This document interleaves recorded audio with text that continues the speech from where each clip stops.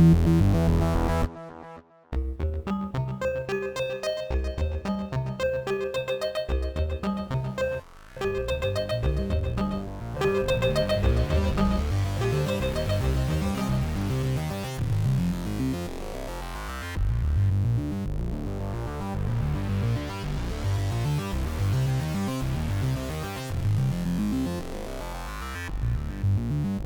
project. Email X-ray for Chrome. Let's roll. We'll build an advanced threat detection tool in a Chromium browser extension. Now, before we show you what we built, we should tell you why we built it. And the reason was to address security in one of the most common forms of communication, your email inbox. And this is where a form of deception comes into play known as phishing. Now you might be wondering, what exactly is that? Well, if you go to Cloudflare, they have a page that does a pretty good job of explaining it in terms we could probably all understand. So they have a diagram here. Now let's try and expand that so you can see it a little better. So I'll go to Tools in the sidebar and use the Zoom feature. And I'll leave a link to the Cloudflare article in the description below if you want to read more about it on their website. Now, the illustration shows kind of a chain of events where we see it looks like a relay in which the attacker, and these could be bots. A lot of it is automated these days.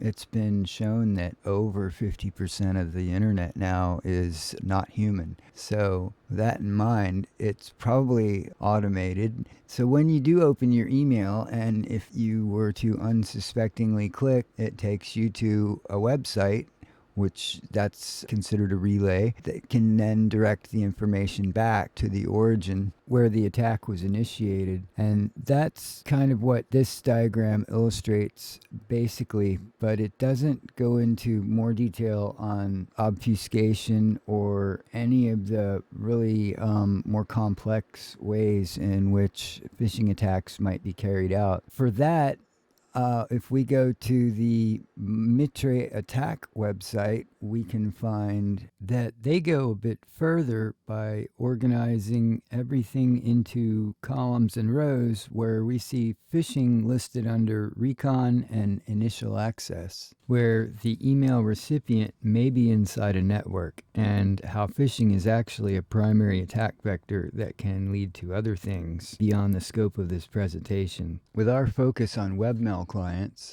what's really important is to spot a threat before it has a chance to escalate. Now, phishing attacks do seem to be getting more sophisticated and complex, but we find that they're really based on things that have already been documented. An attacker wants to gain your trust.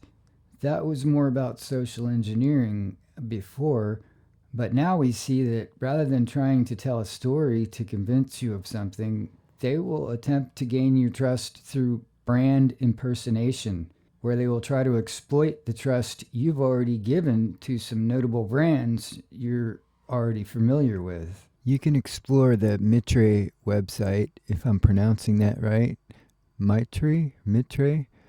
Yeah, so they have, a lot of references to phishing, even spear phishing, which is a targeted attack rather than a broad spectrum attack. I'll leave a link to Mitre if you want to check it out. Now you have the basic concepts of what this tool scans for. And before I close and point you to the repo where you can get it for free, I should mention we have a lot of new projects in our pipeline. And if you want to know when they're released, you should consider subscribing now.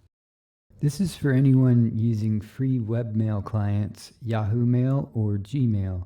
And they do a pretty good job of filtering spam, but no system can ever be perfect. Since most of us can't afford enterprise-level filtering, we made a tool that anyone can use with any Chromium-based browser. That includes Chrome, Edge, Brave, and Opera. It's a free extension that you can grab from our GitHub repo, and you'll find the link below in the description.